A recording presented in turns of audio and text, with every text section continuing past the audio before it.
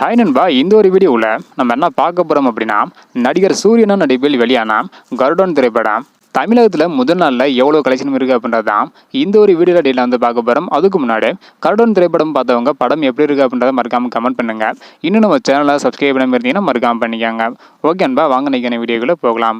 Okay அன்பா, விடுதலை முதல் பாகத்தை விட இந்த ஒரு படத்தில், அதாவது கருடன் திரைப்படத்தில் நடிகர் சூரியனாவோட ஆக்டிங்லாம் வேற லெவலில் இருக்கிறதா படம் பார்த்தா அனைவருமே சொல்லியிருக்காங்க. நல்ல ஒரு பாசிட்டிவான ரிவ்யூஸ் தான் கருடன் திரைப்படத்துக்கு வந்து வந்துட்டு இருக்கு. இந்த நிலையில முதல் நாளில் மட்டும் கருடன் திரைப்படம் தமிழகத்தில் எவ்வளோ கலெக்ஷன் இருக்கு அப்படின்றத வந்து பார்த்துடலாம். அதாவது முதல் நாளில் 1275 ஷோ வந்து போட்டிருக்காங்க.